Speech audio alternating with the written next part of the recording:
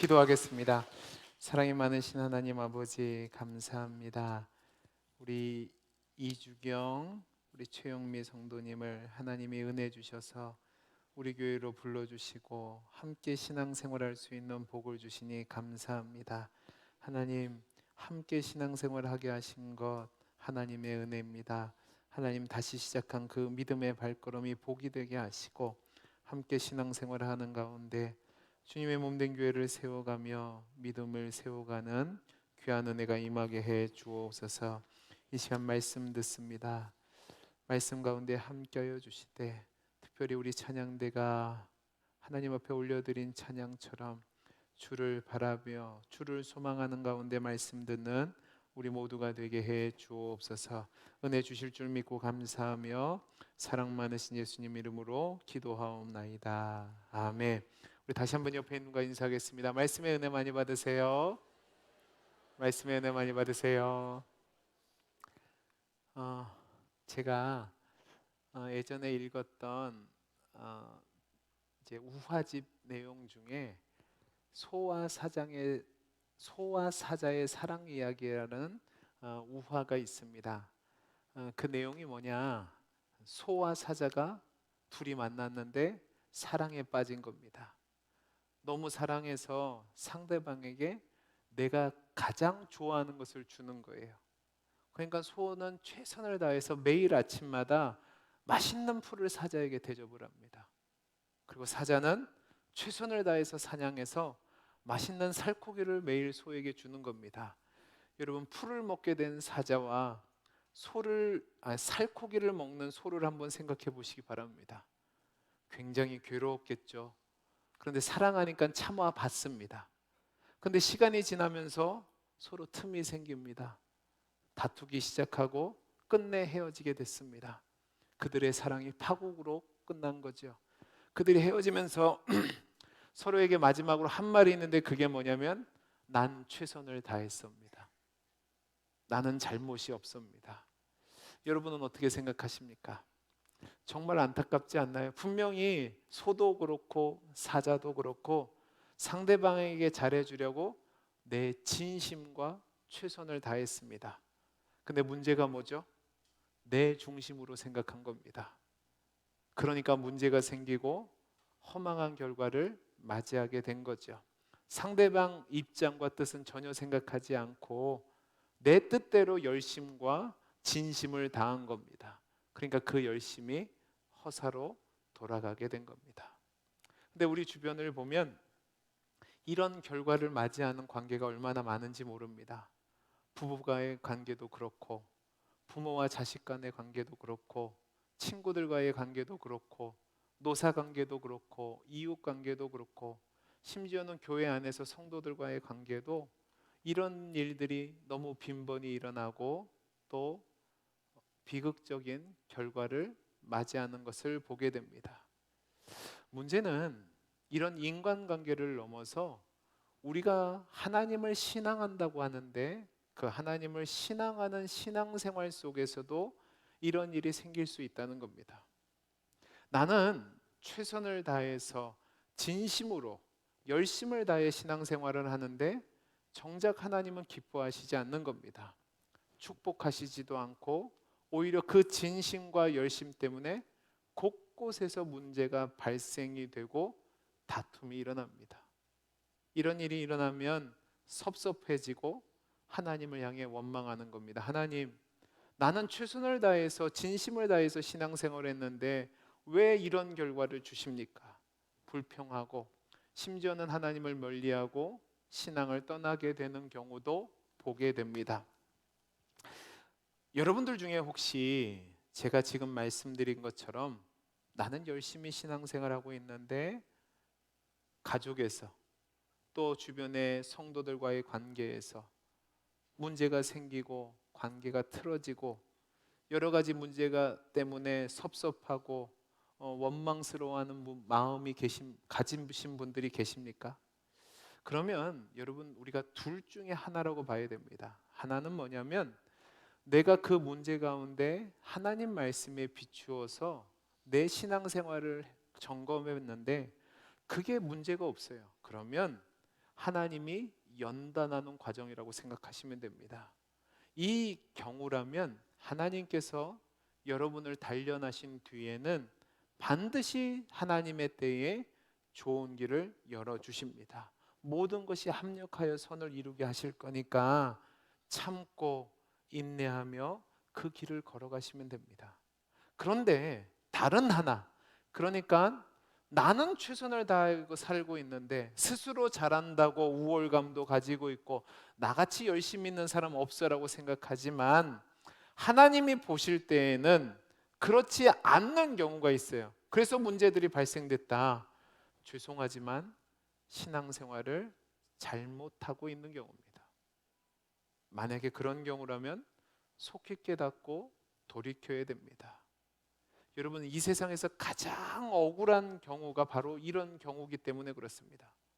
내 딴에는 열심히 한다고 했는데 하나님 보시기에는 전혀 엉뚱한 길로 가서 문제를 야기시키고 하나님께 복이 아니라 하나님과 상관없는 인생을 살기 때문에 그렇습니다.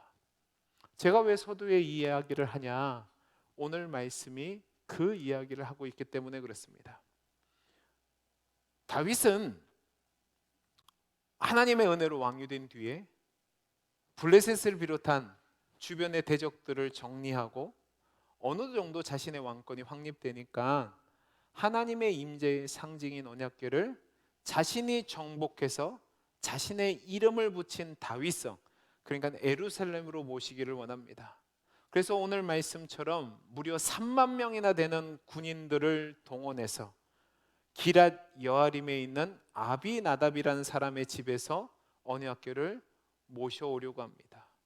여러분, 우리가 지난번에 살펴본 것처럼 다윗은 이 일을 진심으로 했습니다. 하나님에 대한 깊은 갈망을 갖고서 하나님을 기쁘시게 하기 위해서 이 일을 했단 말입니다. 그는 자신의 상황을 볼 때 의심할 바 없이 그 언약궤가 오랜 세월 동안 이스라엘의 기억 속에서 잊혀졌는데 지금이야말로 합당한 명예를 얻을 때라고 생각을 했고, 그렇게 하면 또 하나님이 복 주실 것이라는 생각을 가지고 이 일을 했단 말입니다. 제가 지난번에 말씀드렸던 것처럼 이 언약궤는 기랏 여아림이라는 곳에 수십 년 동안 방치된 채 잊혀진 채로 있었습니다. 우리 그림을 한번 보죠. 그림을 한번 보면 시내산에서 모세가 하나님 앞에 율법을 받은 뒤에 하나님의 지시에 따라 언약궤를 만듭니다. 그 언약궤의 인도함을 따라서 이제 가나안 땅에 들어오게 되죠. 가나안 땅에 들어왔을 때 어디에 있었냐면 실로라는 곳에 있게 됩니다. 이 실로에 있었을 때가 언제냐? 엘리가 대제사장의 역할을 감당할 때인데 그때 블레셋과의 전투가 임합니다. 전투에서 1차 전투에서 지니까 이스라엘 사람들이 이 궤를 통해서 하나님을 이용해서 승리하려고 어디로 끌고 가냐? 이 아벡이라는 곳으로 끌고 갑니다. 근데 그 전쟁에서 대패를 하죠. 그리고 블레셋 사람들이 전리품으로 이 하나님의 언약궤를 끌고 가서 어떻게 되냐? 아스돗, 가드, 에그론으로 데리고 갑니다. 근데 그곳 갈 때마다 하나님이 역사하시죠. 그래서 두 손 두 발 다 듭니다. 그래서 보낸 곳이 어디냐면 벳세메스입니다. 근데 이 벳세메스에서 문제가 생깁니다. 하나님이 진노하셔서 이스라엘 백성을 치신단 말입니다. 그러니까 사람들이 겁을 먹고 어디로 보내냐? 이 기란 여아림이라는 곳으로 보내는데 이 기란 여아림은 블레셋과 이스라엘의 접경지대에 있는 중앙 산지 지형입니다. 이곳에다 놓고 이스라엘 백성이 법궤를 잊어버리고 지낸 겁니다. 근데 이 기란 여아림에 있던 이 언약궤의 법궤를 이제 다윗이 예루살렘으로 모시고 오려고 하는데 문제가 생겼어요. 어떤 문제냐면 오늘 말씀 3절에서 5절에 나오는데 언약궤를 옮기는 데 있어서 소가 끄는 수레에다 싣고 그것을 옮기려 한 겁니다. 이 말씀을 보면 아효와 웃사라는 사람이 등장하는데 이 사람들은 언약궤가 있었던 아비나답이라는 사람 집안의 사람들입니다. 이 사람들이 아비나답의 손자인지 아들인지는 알 수 없습니다. 왜냐하면 처음부터 아비나답이 언약궤를 지키지 않고 그 아들 엘르아살이라는 사람을 언약궤 지기로 거룩하게 구별해 주었기 때문에 이 사람이 엘르아살의 형제인지 조카가 되는지 우리가 성경에 분명히 나와 있지 않아서 잘 모르기 때문에 그렇습니다. 분명한 것은 이 언약궤가 아비나답이라는 사람의 집에 가서 몇 대를 지날 정도로 오랫동안 있었다는 사실입니다. 그 오랫동안 방치된 언약궤를 다윗은 친히 가서 그 언약궤를 소가 끄는 수레에 싣고 오면서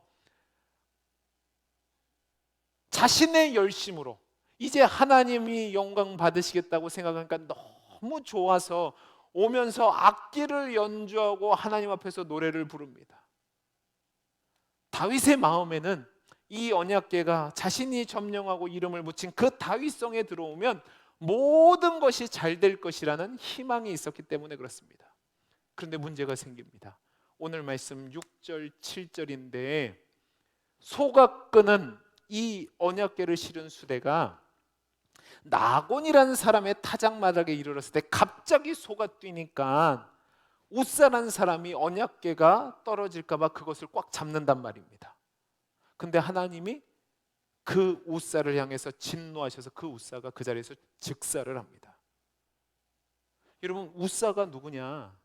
수십 년간 언약궤 곁에서 언약궤를 모신 집안의 아들입니다. 그런 그가 언약궤가 땅에 떨어질까 봐 그 마음은 잘못된 게 아닙니다. 행여라도 언약궤가 상할까 봐 그 언약궤를 손을 펴서 그 언약궤를 붙잡았는데 하나님이 진노하셔서 쳐서 그를 죽인 겁니다. 여러분, 여기서 이제 우리가 오해하지 말아야 될 게 생깁니다. 그게 뭐냐? 우리는 쉽게 웃사만 죄가 있어서 죽었고 다른 사람들은 무죄하니까 살았다고 생각하면 안 된다는 겁니다. 여러분, 이렇게 하나님이 이 웃사를 치신 것은 언약궤를 가져오도록 절차를 고안해낸 사람이나 또 거기에 대해서 면밀히 조사하지 않고 자신들 마음대로 거룩한 언약궤를 사람의 방법으로 옮긴 사람이나 다 하나님께 징계를 받았다는 것을 보여주는 증거가 되는 겁니다. 그러니까 이 웃사의 죽음은 다윗을 포함한 그 자리에 함께 있던 모든 이스라엘 사람들에게 주시는 하나님의 경고였던 겁니다. 그리고 이것은 우리가 사무엘상 4장에서 6장에서 살펴본 내용, 그러니까 이스라엘과 블레셋과의 싸움에서 언약궤를 이용하려고 했던 사건과 몇 가지 공통점이 보입니다. 그러니까 이 두 사건 모두가 비슷한 의도에서 비슷한 잘못을 가진 것을 사무엘 기자는 의도적으로 배치해서 우리에게 보여주고 있는 겁니다. 첫째는 뭐냐면, 여러분 오늘 말씀 2절 말씀을 보세요. 오늘 말씀 2절 보시기 바랍니다. 오늘 말씀 2절을 보면 모든 사람과 더불어 바할레 유다, 이 바할레 유다가 기란 여야림입니다. 가서 하나님의 궤를 메려하니 이제 거기서부터 한번 읽어보세요. 시작. 그 궤는 그룹들 사이에 자정하신 만군의 여호와의 이름으로 불리는 것이야. 보세요. 그룹들 사이에 좌정하신 만군의 여호와의 이름으로 불리는 거래요. 근데 이 표현이 사무엘상 4장 4절을 보면 이렇게 되어 있습니다. 이에 백성이 실로의 사람을 보내어 뭐라고 되어 있죠? 그룹 사이에 계신 만군의 여호와의 언약궤를 거기서 가져왔고, 자, 표현이 거의 비슷하단 말입니다. 그러니까 저자는 이 두 사건을 의도적으로 지금 연결시키고 있는 겁니다. 두 번째가 뭐냐면, 이 언약궤를 옮기는 데 있어서 소들이 끄는 수레에 언약궤가 실려가는 겁니다. 여러분 오늘 말씀 3절 보세요. 3절 보시면 그들이 하나님의 궤를 새 수레에 실었어요. 수레에 실었는데 어떤 수레에 실었냐면 6절에 나옵니다. 6절 말씀을 보면 소들이 뛰므로 라고 되어 있습니다. 그러니까 이 수레는 누가 끄는 거예요? 소가 끄는 수레였던 겁니다. 그런데 사무엘상 6장 7절에서 12절 말씀을 보면 이제 언약궤가 블레셋에서 다시 이스라엘로 돌아올 때에도 소들이 끄는 수레에 실려옵니다. 자, 보세요. 6장 7절 보죠. 새 수레를 하나 만들고 멍에를 메어보지 아니한 젖나는 소 2마리를 끌어다가 소의 수레를 메우고 그 송아지들은 떼어 집으로 돌려보내고 여호와에게를 가져다가 수레에 싣고라고 되어 있습니다. 그러니까 블레셋 사람들이 언약궤를 옮길 때에도 어디에다 옮겼어요? 소가 끄는 수레에다 실었단 말입니다. 세 번째 이제 중요한 게 나옵니다. 그게 뭐냐면 이스라엘 사람들이 블레셋과의 전쟁에서 싸워서 이기기 위해서 실로에서 아벡으로 이 언약궤를 가져올 때 하나님의 뜻을 묻지 않습니다. 근데 오늘 본문 말씀을 봐도 다윗이 언약궤를 옮겨오는데 하나님의 뜻을 묻지 않고 행합니다. 이게 왜 중요하냐면 바로 앞선 5장을 보면 다윗이 블레셋과의 전쟁에서 작은 것 하나까지 하나님께 묻고 행하는 장면이 나옵니다. 하나님께 묻고 하나님 뜻에 따라 전쟁에 임했을 때 하나님이 승리케 하셨단 말입니다. 그런데 오늘 말씀을 보면 늘 그렇게 하나님께 물었던 다윗이 묻지 않습니다. 이건 굉장히 특이한 일입니다. 왜 그랬을까? 그는 진심이 통할 거라고 생각한 겁니다. 이제 마지막 네 번째가 뭐냐? 그래서 나타난 결과인데 뭐냐면 두 사건 모두 하나님의 진노로 사람이 죽는 결과가 나타납니다. 여러분 사무엘상 6장 19절 말씀을 보면 제가 베스메스로 돌아왔을 때 문제가 생겼다고 그랬잖아요. 우리 같이 한번 읽어보죠. 시작. 베세메스 사람들이 여호와의 궤를 들여다본 까닭에 그들을 치사 70명을 죽이신지라 여호와께서 백성을 쳐서 크게 살육하셨으므로 백성이 슬피 울었다. 하나님이 치시니까 70명이 죽은 겁니다. 그래서 사람들이 겁이 나서 이 언약궤를 어디로 올리냐면 아까 얘기했던 기란 여아림의 그곳으로 옮긴 겁니다. 근데 오늘 말씀에서도 우사가 죽습니다. 이 두 사건을 사무엘서 기자는 의도적으로 유사점을 반복함으로 말미암아 첫 번째 잘못했던 잘못을 두 번째에서도 동일하게 잘못되게 일어나고 있다는 걸 보여주는 거죠. 그러면 이스라엘이 블레셋과의 전쟁에서 언약궤를 가지고 간 것은 무슨 잘못을 한 거냐? 바로 그들은 하나님의 언약궤가 오면 전쟁에서 승리할 거라고 생각했어요. 그러니까 이 언약궤가 자신들의 승리를 위한 일종의 부적 정도로 생각한 겁니다. 그러니까 하나님을 이용해서 승리하려고 하는 잘못된 마음을 가지고 절차도 잘못되게 하나님의 임재의 상징인 언약궤를 다뤘기 때문에 하나님이 심판하신 거죠. 오늘 말씀도 다윗에게 그런 결함이 있었다는 걸 보여주는 겁니다. 그러면 이제 어떤 점이 문제가 있는지 좀 더 자세히 살펴보죠. 첫째는 뭐냐면 사무엘서 기자는 이 일을 처음부터 계획하고 원한 사람이 다윗이었어요. 그래서 다윗에게 문제가 있었다라는 걸 보여주고 있습니다. 아마 제가 말씀드렸던 것처럼 다윗은 처음에는 하나님에 대한 갈망으로 하나님이 나와 함께 하셨으면 좋겠다, 하나님이 이런 총구석에 있지 않고 이 다윗성에 오셨으면 좋겠다는 마음으로 일을 시작했는데요, 시간이 지나면서 이 궤를 통해서 하나님의 궤가 오면 사람들이 내 마음으로 모이겠지, 또 하나님을 통해서 내가 복을 받겠지 라는 마음으로 하나님을 이용하려고 했던 것처럼 보입니다. 그러니까 다윗이 문제가 있는 거. 두 번째는 뭐냐면 여러분 이 일을 진행하는 데 있어서 분명히 제사장들과 레위인들도 거기에 있었을 거예요. 그러면 그들은 하나님 말씀의 법에 따라서 그것이 분명하게 드러나고 그것에 합당하게 일을 진행하게 했어야 되는데 그 책임을 간과한 겁니다. 하나님 말씀대로 언약궤가 움직이지 않는데 그걸 그대로 놔뒀단 말입니다. 이게 아주 심각한 죄입니다. 왜냐하면 이 레위인과 제사장들은 성경에 능통해서 하나님이 원하시는 뜻대로 이스라엘 백성을 지도해야 될 사명이 있는 어른들이었습니다.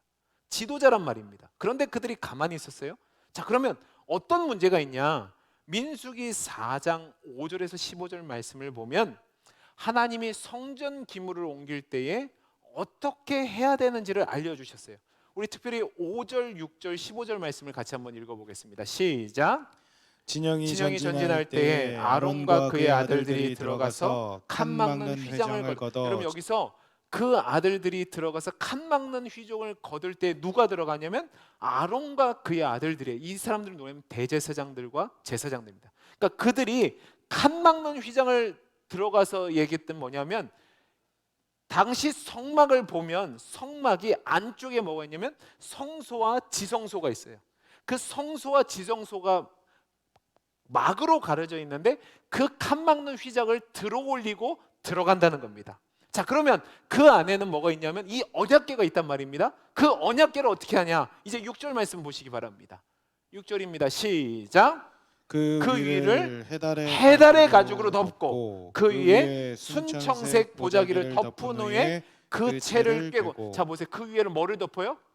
수달의 가죽을 덮고 그 다음에 순청색 보자기를 덮어요. 그리고 그걸 직접 만지면 안 되고 각 모서리에 있던 그 구멍 사이에 채를 집어넣는 겁니다. 직접 만지는 게 아니라 채를 집어넣는다고요. 그 다음에 이제 15절 말씀 보시기 바랍니다. 15절 말씀 보시죠. 헌금 아닙니다. 15절 말씀 보겠습니다. 시작. 진영을 떠날 때 아론과 그의 아들들이 성소와 성소의 모든 기구 덮는 일을 마치거든. 이제 누가 와서 매요? 고핫 자손이 와서 맬 것이니라. 그러나 성물은 뭐요? 만지지 말라. 그들이 죽으리라. 회막 물건 중에서 이것들은 고핫 자손이 어떻게 되어 있죠? 맬 것이며라고 되어 있습니다. 그러니까 레위 지파에 속한 사람들도 함부로 할 수 없고 그 중에서도 고핫 자손들만이 이 언약궤는 장대로 언약궤를 껴서 어깨에 메고 옮기게 되어 있습니다. 근데 지금 다윗과 제사장들은 이 율법의 내용대로가 아니라 오래전에 블레셋 사람들 이방인이 한 방법대로 거칠고 또 무엄하게 자신들 마음대로 언약궤를 옮기고 있습니다. 이 하나님이 우사를 치신 거예요. 그러니까 이 우사를 치신 것은 우사뿐만 아니라 다윗을 비롯한 제사장들과 그 주변에 있는 모든 사람들에게 하나님이 이제 누구에게 진노를 내리실까라는 두려운 마음을 갖게 한 겁니다. 그러니까 이 모습을 보고 주변에 어느 누구도 나는 살 수 있다라는 안심하는 사람이 없었단 말입니다.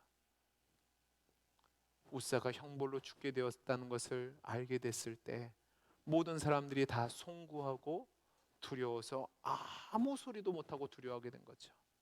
그러면 이제 여기서 우리가 놓치지 말아야 될 내용이 뭐냐? 단지 이 사건이 우사가 하나님의 궤를 잡았으니까 죽었다라고 넘어가서는 안 되는 것이고, 또 하나는 뭐냐면 거기에 있는 다윗과 제사장과 레위 사람들이 잘못했으니까, 하나님의 궤를 잘못 달았으니까 그런 일을 당했다라고 비방해서 넘어감으로 이 사건의 본질을 놓쳐서는 안 됩니다. 여러분, 이 사건의 본질이 뭐냐? 가장 먼저 언약궤의 상징성을 알고 있어야 됩니다. 여러분, 제가 지난주에 말씀드렸죠. 이 언약궤는 법궤라고도 하고 하나님의 궤라고도 하고 여호와의 궤라고도 불리웁니다. 이스라엘 백성에게 있어서 이 궤는 가장 고귀한 소유물입니다. 왜냐하면 이 궤는 하나님이 우리 가운데 임재하고 계신다라는 징표가 되기 때문에 그렇습니다. 하나님이 우리와 함께 하신다는 징표란 말입니다. 하나님은요, 모세에게 언약궤를 주시면서, 제가 지난번에 언약궤 그림 보여드렸던 거 기억해 보시기 바랍니다. 네모난 궤 위에 뚜껑이 있고 그 뚜껑 위에 양쪽에 그룹이 있습니다. 천사가 이렇게 날개를 펴고 덮고 있습니다. 그러면 두 천사가 이렇게 마주가 있으면 그 사이가 있죠. 이 사이를 뭐라고 부르냐면 속죄소라고도 하고 하나님이 은혜를 베풀어 주시는 시은좌라고도 했습니다. 이곳에서 하나님이 이스라엘 백성에게 전할 말을 전해주겠다고 약속하셨습니다. 그러니까 이곳에서 하나님의 영광이 비치면서 하나님이 모세에게도 말씀하셨고 이스라엘 백성에게도 말씀하셨습니다. 그 자리에서 친히 하나님의 영광으로 나타나 보이시고, 또 그곳에 영광이 임하면 이제 그 위에 구름이 끼는데 쉐키나의 영광의 구름이라고 얘기합니다. 그것을 통해서 하나님의 뜻을 전하고 말씀을 전했다는 말입니다. 그러니까 이스라엘 백성들은 그 언약궤를 통해서 하나님이 우리와 함께 하시고 말씀하고 계신다라는 것을 믿었다는 말입니다. 이렇게 소중한 것이기 때문에 이 언약궤는 함부로 다루지 못하고 레위인 중에서도 고앗 자손들만이 이 언약궤를 직접 손이 아니라 궤로 메웠습니다. 그래서 이스라엘 백성들은 광야 생활 40년 가운데, 또 그들이 가나안 정복을 할 때 어디를 가든지 간에 이 언약궤가 하나님이 우리와 함께 하신다는 징표였기 때문에 행진을 할 때는 늘 백성들 사이에서 이 언약궤가 갔고, 이 언약궤는 사람들이 메고 다녔습니다. 여러분, 그 언약궤를 메고 다닌다고 생각해 보세요. 쉬웠을까요? 안 쉬웠을까요? 안 쉽죠. 근데 그렇게 했단 말이에요. 왜? 거룩하신 하나님이 우리와 함께 있다고요. 근데 오늘 말씀을 보면 아비나답의 집에서 이 언약궤를 옮길 때에 제사장이 아니라 소가 끄는 수레에 실었고, 우사는 옆에서 그 언약궤를 끌고 가고 있고, 그 다음에 아효는 소를 모고 간 겁니다. 이런 방식으로 하나님의 임재의 상징인 언약궤를 옮기니까 하나님이 기뻐하지 않으시고 용납하지 않으시고 오히려 진노하셔서 소를 뛰게 하셨고, 그 소가 뛰는 가운데 언약궤가 떨어질까 봐 붙잡을 때 그 붙잡는 것도 하나님의 말씀을 어긴 거죠. 그러니까 하나님이 그 우사를 치셔서 그들의 죄를 드러나게 하신 겁니다. 하나님은 언약궤를 다루는 법을 우리에게 주셨어요. 그 법대로 순종하지 않고 이교적인 방식, 그러니까 옛날에 블레셋 사람들이 수레에 실어서 보낸 그 방식으로 이 일을 하니까 하나님이 책망하신 겁니다. 여러분, 이들의 문제는 뭐냐? 하나님이 명백하게 주신 그 말씀보다 내 경험과 또 내 견문을 먼저 취해서 현실적으로 더 편한 것, 더 유리하다고 생각하는 것을 따라간 것이 문제가 되는 겁니다. 여기에는 다윗을 포함한 누구도 예외 없이 다 속해져 있는 겁니다. 여러분, 3만 명이 넘는 숫자가 그 자리에 있었습니다. 근데 하나님이 이 우사를 치심으로 그 3만 명 모두에게 진노하시고 내가 노여워하고 있다는 것을 보여주고 계신 겁니다. 그래서 우리는 이 말씀을 통해서 아주 중요한 것을 배우게 되는 겁니다. 그게 뭐냐? 여러분, 우리가 신앙생활을 할 때, 하나님을 믿는다고 할 때 기간이나 열심이나 진심의 문제가 아니라 바르게 행하는 것이 더 중요하다는 사실입니다. 여러분, 오래 믿었다고, 오래 봉사하다고, 남들보다 헌신적으로 진심으로 열심히 했다고 그것이 중요한 것이 아니라 정말로 중요한 것은 바르게입니다.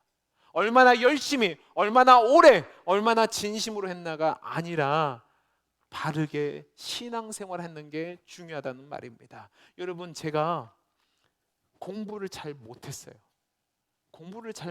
특별히 고등학교 1학년 때는 뒤에서 손꼽힐 정도로 공부를 못했습니다. 근데 제가 정신을 차리고 공부를 하고 싶었어요. 그래서 시험 기간이 다가올 때 정말 열심히 공부했습니다. 밤을 새서 공부했습니다. 근데 시험을 봤는데요, 시험 문제를 하나도 모르겠는 거예요. 왜 그런 줄 아세요? 범위를 잘못 알고 있었어요. 시험 범위는 2단원, 3단원인데 저는 4단원을 공부했단 말입니다. 여러분, 그러면 시험 문제를 낸 사람이 잘못한 겁니까? 아니면 제가 잘못한 겁니까? 제가 열심을 다 안 했나요? 밤이 새도록 공부했다니까요. 뭐가 문제죠? 방법이 잘못됐죠. 우리가 하나님을 섬긴다고 했을 때도 마찬가지입니다. 하나님이 원하시는 방식이 있는데 그 방식이 아니라 내 열심으로 내 노력으로 해서 하나님이 기뻐하실 거라고 생각하면 착각이란 말입니다. 여러분, 오늘 말씀에서 하나님이 언약궤를 옮길 때 정하신 법이 뭐죠? 반드시 자격 있는 레위 자손 중에서도 고앗 자손들만이 그것을 어깨에 메어 운반해야 됐습니다. 다른 방법을 취하면 안 된다는 말입니다. 그래서 이스라엘 백성이 40년 광야 생활을 할 때에도 모세가 가르친 대로 지정한 사람들, 그러니까 제사장이나 레위 사람들만, 그 중에서도 그것을 감당할 사람들만 메고 다녔지 결코 수레에 실지 않았단 말입니다. 그리고 이것은 하나님을 경외하는 마음으로 대해야 되기 때문에 함부로 손을 대면 안 되는데 손을 댔단 말이에요. 그래서 징계를 받는 겁니다. 그러니까 여러분, 정말로 저와 여러분이 신앙생활하는 데서 중요한 게 뭐냐? 우리는 진심이라고 생각하는데, 열심이라고 생각하는데 그게 아니란 말입니다. 바로 믿고 바르게 행해야 됩니다. 그럼 어떻게 하는 것이 바르게 믿고 바르게 행하는 거냐? 기준이 있어야 됩니다. 그 기준이 뭐냐? 하나님의 말씀입니다. 그러니까 저와 여러분의 신앙생활이 바르기 위해서는 하나님 말씀대로 믿고 하나님 말씀대로 살아가야 된다는 말입니다. 여러분, 이 우사의 비극의 가장 큰 원인은 하나님 말씀과는 다른 사람의 방법을 도모했기 때문에 그렇습니다. 여러분, 저와 여러분이 이 사실을 기억해야 될 줄로 믿습니다. 우리가 하나님을 믿고 하나님 뜻을 이루기 위해 신앙생활을 한다고 했을 때 정말로 중요한 것은 하나님 말씀을 알고 말씀대로 가는 겁니다. 어떤 분들은 이럴 수 있습니다. 아니, 하나님 너무한 거 아닙니까? 몰라서 그랬는데 그러면 살려줘야 되지 않나요? 너무 심한 거 아닙니까? 라고 얘기할 수 있는데, 여러분, 질문 하나 던져보죠. 여러분, 무지는 죄일까요? 죄가 아닐까요? 대답을 해보세요. 모르는 거는 죄일까요? 죄가 아닐까요? 제가 예를 들어 보겠습니다. 제가 어제 어떤 집사님과 신방을 하는데 집사님이 웃으면서 그 얘기를 해요. 언젠가 아는 분과 함께 이렇게 차를 타고 어디를 갔답니다. 어디를 가는데 늘 그곳에서 유턴을 했답니다. 늘 그곳에서 유턴을 했대요. 왜냐하면 옛날에는 그곳에 유턴이 되어 있었답니다. 근데 그날 유턴을 하고 있는데 경찰이 그 앞에 서 있더래요. 그래, 오라고 그러더래요. 가서 왜요? 그랬답니다. 왜요? 그랬죠? 늘 거기서 뭐 했어요? 유턴했어요. 문제 없었어요. 사고도 안 일어나고 아무 문제도 없었어요. 근데 경찰이 잡는 거예요. 그래서 왜요? 그랬답니다. 그랬더니 그분이 그랬답니다. 바닥도 보고 운전하시지요. 바닥에 유턴 표시가 없는 거예요. 그래서 이분이 어떻게 할게요? 저 몰랐어요. 한 번만 봐주세요. 경찰이 어떻게 했을까요? 딱지를 뗐을까요? 안 뗐을까요? 뗐답니다. 치사하게. 여러분, 딱지를 떼인 사람 입장에서는 치사하죠. 그죠? 근데 이게 바뀐 지 한참 됐다는 말입니다. 그걸 몰라서 그렇게 했다고 해서 잘못인 게 잘못 아닌 것으로 되지 않는다는 말입니다. 여러분, 우리가 운전할 때 신호등을 못 보고 지나갈 때 사고가 날 수 있습니다. 근데 여러분, 알고 지나가면 사고가 안 나나요? 똑같이 나죠. 그러니까 여러분, 우리가 기억해야 될 것은 하나님의 거룩한 일을 행할 때에 모르고 했습니다. 그런데 내 진심이 있습니다. 내가 열심히 있습니다라고 하면 안 된다는 겁니다. 우리가 늘 하나님 말씀을 주셨으면 그 말씀이 원하는 대로, 비록 돌아간다고 해도, 멀다가 해도, 힘들다고 해도 그 말씀을 따라가야 되는 겁니다. 여러분, 우리 주변을 보시기 바랍니다. 많은 이단들이 있습니다. 가끔씩 가다 사모랑 밤늦게 운동을 합니다. 저는 밤늦게 교회가 전도한 것은 본 적이 없습니다. 근데 그 밤늦게 누가 전도하는 줄 아세요? 신천지가 전도합니다. 무더운 여름에 운동하다 보면 여러분, 교회가 전도한 거 못 봤습니다. 근데 하나님의 교회 성도들은 전도를 합니다. 여러분, 그 열심 여러분보다 탁월하잖아요. 그들을 진심은 어떻게 대할 겁니까? 근데 그들은 잘못된 길로 가고 있습니다. 거기에는 하나님의 구원이 없다고요. 모른다고 하나님 앞에서 일할 수 없다고요. 가장 대표적인 거 얘기해 드릴까요? 바울을 기억해 보시기 바랍니다. 바울은 나면서부터 로마 시민권을 가졌던 사람입니다. 그러면 로마인으로서의 특권을 누리고 살아갈 수 있던 사람이에요. 그런데 그는 하나님을 위한다는 열심으로 바리새인 중에 바리새인이 됩니다. 그는 가말리엘 문화에서 율법을 공부했고 그 젊은 나이에도 불구하고 사내들인 공의의 회원이 될 정도로 탁월한 열심을 가졌습니다. 근데 여러분, 그 열심과 그 진심이 어떤 결과를 낳죠? 예수를 핍박하는 길로 갑니다.